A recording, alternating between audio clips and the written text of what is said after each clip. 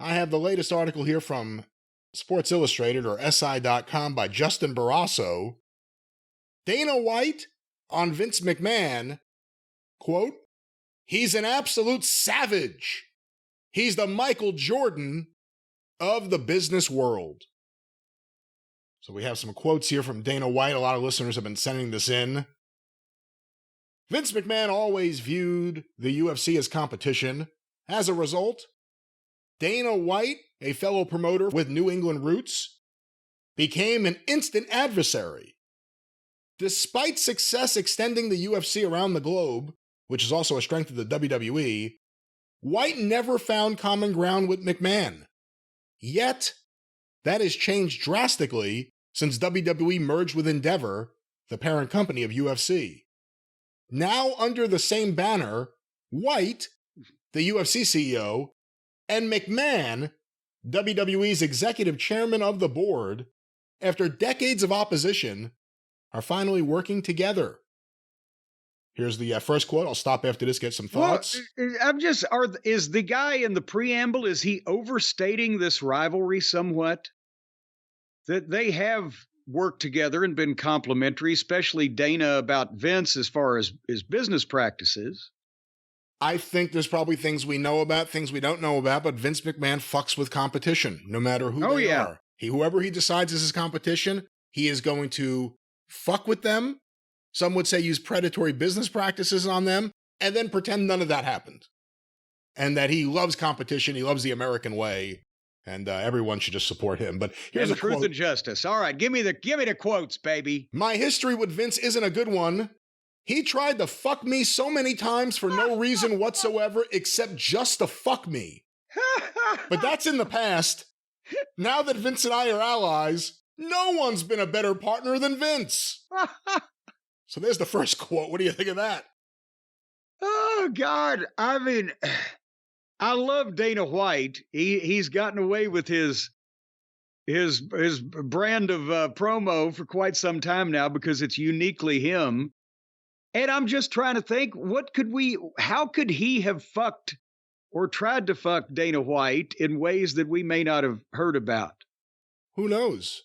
Could be, again, we've had issues in the past with Brock Lesnar where he was working for UFC, I think when Vince still had problems with him. We've had probably issues over what night someone was going to run a pay-per-view. A lot of things we don't know about, but that's the thing. It'd be fascinating to find out what Vince did in response to some of these things that apparently has not been reported. As promoters, White and McMahon share a lot of connective tissue. Both men took brands considered too niche and violent into the mainstream. White is doing that again with his Power Slap promotion. Power Slap! Which has a fight card later tonight from Vegas. And he is grateful to work with McMahon. Wait, is that thing still happening? They took it off television, right? I think we see why he agreed to do an interview with Justin Barrasso to promote that. And he is grateful to work with McMahon, who brings 6 decades worth of expertise and high-level acumen to his work. Back to the quotes here. "Since day one of the deal, it's like I'm dealing with a different person. It goes to show that when you oppose him, or he thinks you are opposing him, the guy comes after you blindly. Once you are aligned, Vince is an incredible partner. We've probably spoken on the phone 20 times since the deal. It's all added value conversation, with Vince doing work and raising the bar for both companies." So I'll stop there again. What does it say? It goes to show that if you oppose him or if he thinks you're opposing him. Yes. He's not necessarily worried about the exact details. It's just if you might be on the wrong side. And I think he's got Vince down. But again, if they're on the same side, that means that, Vince could like the guy or could admire something about him and think, well, but we're opposition, so, he must be crushed. But if they're on the same side, even if he doesn't like him, he can justify it with, well, but if he does well, I do well. And if he can help me or whatever the fuck, it's all business with Vince. Did Vince ever express to you, and probably not, 'cause it's not the kind of thing you would just ask him or he would come out and say, but from your time around him, why do you think he sees anything else in the space as competition, like another wrestling company or smaller wrestling company? Why is everything so personal to him as being a competitive thing? As like no one could exist in the space. There's room for Ringling Brothers and no other circus. Well, but no, there's just no other room for a national circus. Remember, he was more than willing to work with Jerry Jarrett over in Memphis or me in Knoxville, or because there was not competition by the nature of what we were doing. We were never going to be, didn't want to be, not going to try to be.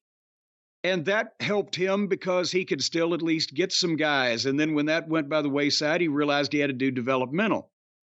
It's just he feels like he's got to be the brand, the national face. If somebody's going to try to be getting national television, starting to bid enough money to interest some of his talent enough to upset his goddamn pay schedules, whatever the case, if it's going to impact his business, that's when it gets on his radar.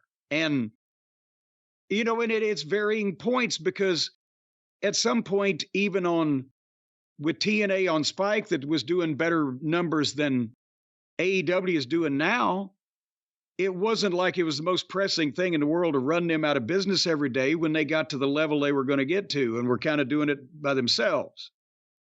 But he's always going to try to make a strategic move of this guy can't, or this company can't get this building or this network, or don't fuck with our merchandise partner or whatever, if it gets to that.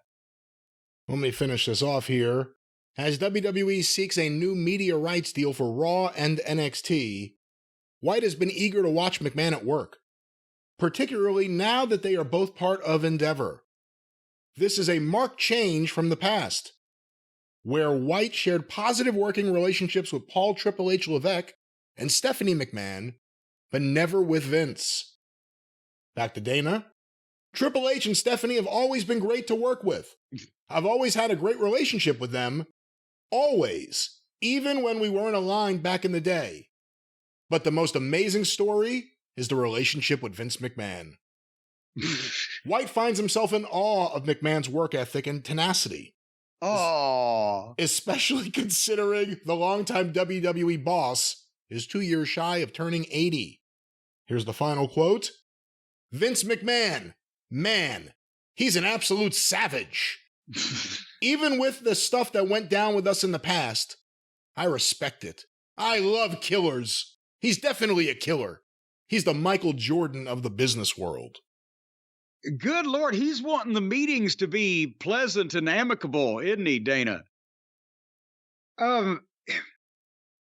Again, here's the thing is, with Dana, I think he sees that, well, we're going to be having to be in the same room a lot, and it's like with Trump.